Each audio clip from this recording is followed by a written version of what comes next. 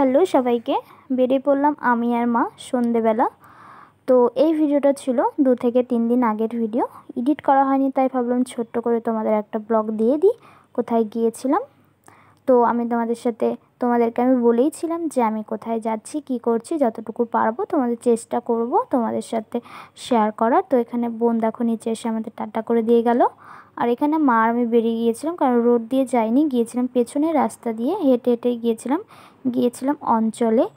এই যে এই দাদাটার দোকানে দেখছো বড় করে দেওয়া আছে। তো এখানে ঢুকেই ফার্স্ট নিয়েছিলাম কানের। এটা যে বোনটা আমাদের বাড়ি থাকে, সে বোনটা এমনি ইমিটেশনের বলেছিল কয়েকটা সাদা পাথরের কানে নিতে। 3টে না 4টে ফোটো আছে ওর কানে, যে কারণে বলেছিল ওগুলোতে পরবে। এখানে চেন দেখেছিলাম, চুড়ি দেখেছিলাম, পলা দেখেছিলাম, আর কি বলো ওগুলোকে জানি না, হাতে যাবতীয় যাই হোক চেন। তো এগুলো বলছো, এখন হয়তো তোমরা ভাবতেই পারো, প্রশ্ন আসতে পারে ইমিটেশনের জিনিস কেন নিচ্ছি। মা যাবে ঘুরতে বাইরে, কোথায় নবদ্বীপ ঠবদ্বীপ এরকম একটা কিছু, আমি ভুলে গেছি নামটা। আর এখানে দেখো এসে দেখছি একটা বাচ্চা বক্স কিনবে, তো বাবা গিয়েছে বাইরে, তো এখানে বক্সটা লাগাতে পারছে না। তো ওটা দেখে খুব মজা লাগলো, তো ভাবলাম যে আমি একটু তোমাদের সাথে শেয়ার করে নিয়ে আমি ভিডিও করে নিলাম। আর হ্যাঁ, যেটা বলছিলাম, তো তোমাদের মনে প্রশ্ন হতেই পারে ইমিটেশনের জিনিস কেন নিচ্ছি। তো মা যাবে বাইরে ঘুরতে, তো সেখানে মা যে সোনার চেন, শাখা পলা, তারপর নট হয় এরকম যাই হোক যাবতীয় জিনিসগুলো, তো সেগুলো খুলে যাবে বলছিল। মা যে বাইরে যাবে কোন জিনিস সোনার কিছু পরে যাবে না।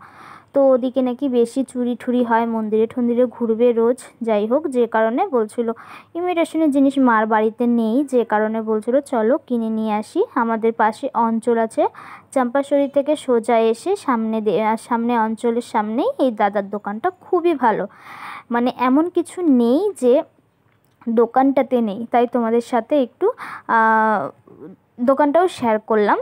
তো এখানে দাদাটা বলছিল যে কি করবে, ব্লগ করছো নাকি, আমি বললাম হ্যাঁ। তো এটা এডিট করেছি, ভয়েসগুলো আমি বন্ধ করে দিয়েছি। তো ওখান থেকে বেরিয়ে গিয়েছি, অনেক কিছু কেনা হয়েছিল। তো তারপর এখান থেকে নেমে ভাবলাম অঞ্চলে ভালো সুপুরি পাওয়া যায়, আমি পান খেতে ভালোবাসি তোমরা জানোই, তো যে কারণে আমি ওখানে পান সুপুরি নিয়ে নিয়েছিলাম বেশি করে। তো এখানে চলে এসেছি, এটা হলো আমাদের বাড়ির সামনের বাজার।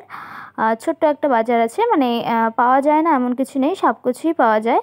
তো এখানে মা আর আমি হাঁটতে হাঁটতে চলে এসেছিলাম। মা রোজ মানে হাঁটতে যায় রাস্তাতে, যে কারণে মার হাঁটাও হয়ে গেল, আর সাথে সাথে আমারও হাঁটা হয়ে গেল।